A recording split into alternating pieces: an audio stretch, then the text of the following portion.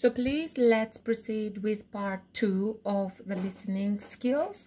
You will hear a conversation about blogging. Before you listen, of course, we are going to make the pre-listening task. So let's check these words in your word list, but we are going to check them together.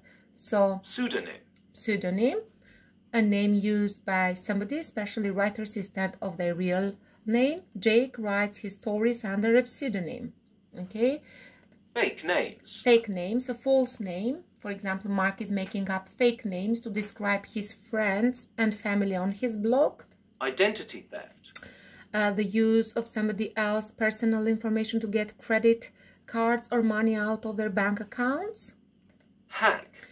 Hack, I'm sorry, to break into a computer system and steal information. Update. To add new information to a blog profile. Eventful. Eventful, full of events, of good things, of beautiful things, so exciting. Paul is describing his eventful day to his friends. And lecture. Lecture, a formal talk given to a group of people in order to teach them about a subject. The professor is giving a lecture on the dangers of the internet.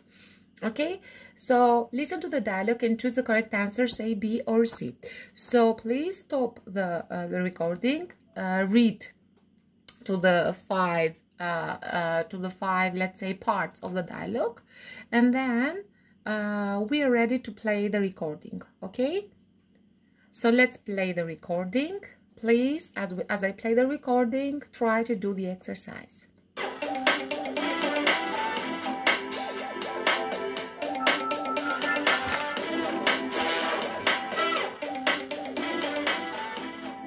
Hi Lisa, I see you're on your laptop again.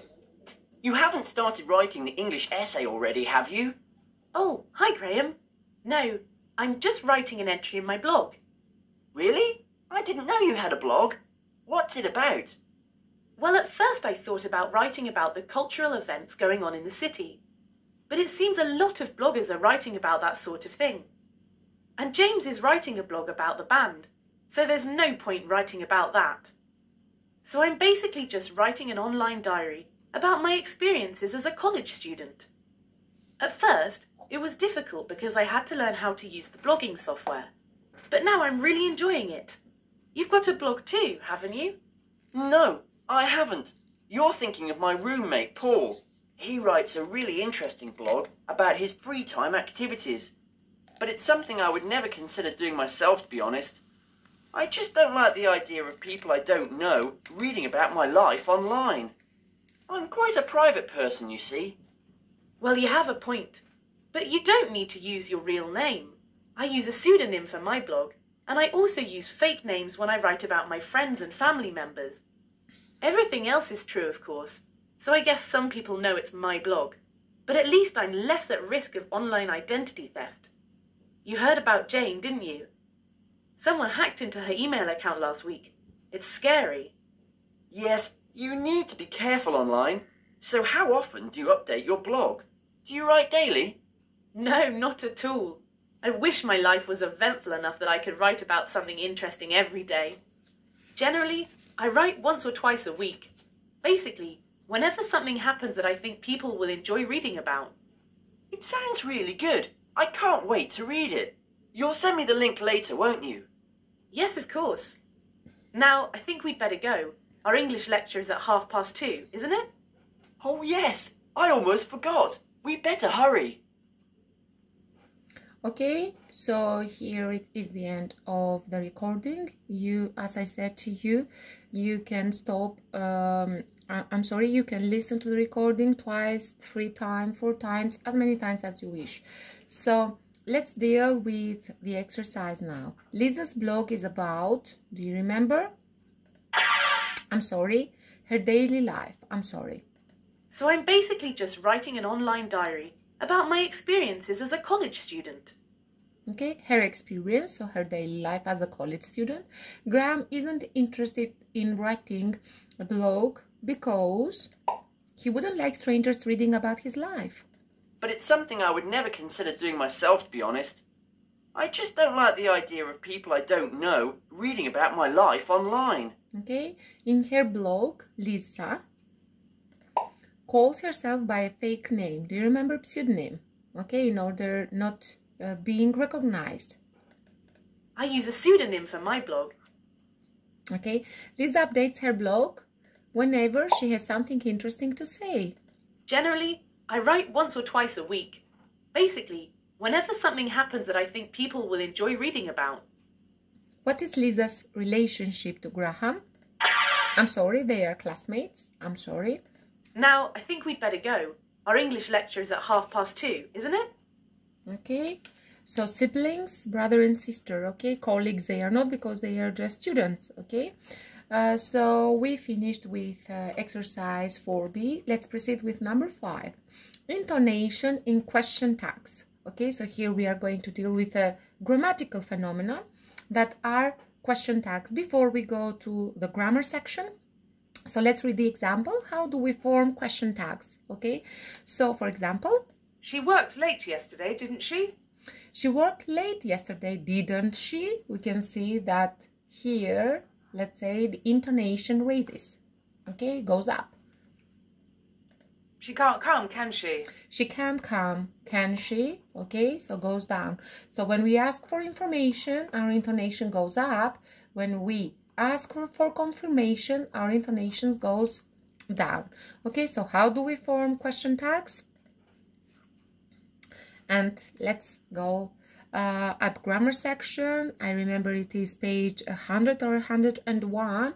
You can search on it, grammar section, okay, at the end of the workbook.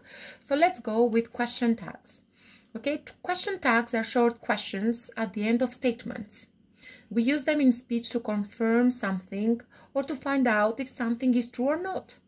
How do we form them? We form them with the auxiliary verb or modal verb, me foljen dihmëse ose me foljen modale, from the main sentence and the appropriate subject pronoun. With other words, look here.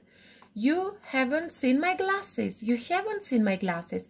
So I can see here that my verb it is haven't seen, present perfect.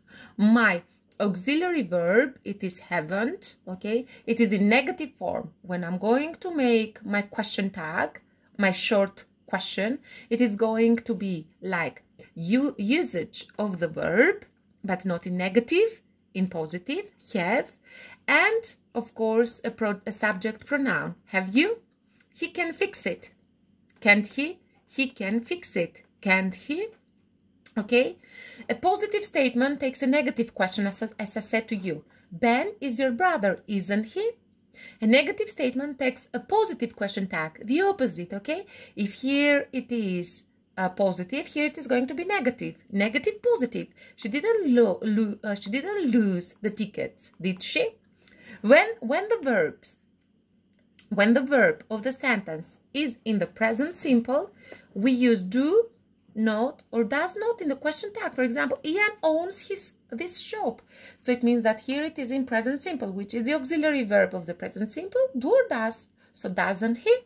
When the verb of the sentence is in the past simple, we use did not. He lied to us, didn't he? With other words, only this one, present simple and present simple, and past simple, you are going to be careful, because this one into their positive, let's say, form do not show the auxiliary verb. All the other one shows them. So let's have a look at this table. So I am, it is going to be aren't I? So I'm late, aren't I? Uvonova. Apo jo? Imperative. When we have imperative, mënyra urdhërore, we are going to make our question tags with will you or won't you. Sit down. Will you or won't you? Both correct. Don't. Will you? Don't laugh. Will you? Mos qesh. Apo do qeshësh me pak fjalë. Let's. Shall we? Let's go outside. Shall we? Suggestion. You have got. Haven't you? You have got a cat. Haven't you? They have other meanings, don't they? Okay, so they have lunch at noon, don't they? This, that is, isn't it? That's her book, isn't it? When we are sure of the answer, the voice goes down, okay? When we are sure of the answer. He'll come with us, won't he? When we are not sure of the answer, then the intonation goes up. So the voice goes up in the question tag. She didn't pay for this, did she? okay? So we are ready to deal with the exercise. Please stop the recording, do them, and let's check them together. Ready? Let's go. You haven't started writing the English essay already, have you? Have you? You haven't started, okay? Have you? You've got a blog too. Have got, huh? You've got a blog too, haven't you? Haven't you? You heard about Jane. It is past simple, huh? You heard about Jane, didn't you? You'll send me the link later. Will. You'll send me the link later, won't you? Our English lecture is at 2:30. Is. Our English lecture is at 2:30, isn't it? Okay, it is too easy. Too easy, okay? So when here it is negative, here it is going to be positive, okay? So negative, positive. Positive, negative. Positive, negative. Positive, negative. Positive, negative. Be careful here, because in all the other cases here and here and here and here, we have the auxiliary verb. We know which verb we are going to use. But here, you heard about Jane. We should understand that it is past simple, heard, which is the auxiliary verb of past simple, did or didn't. Because here we have positive, here our question tags should be negative. Okay, so end of part 2.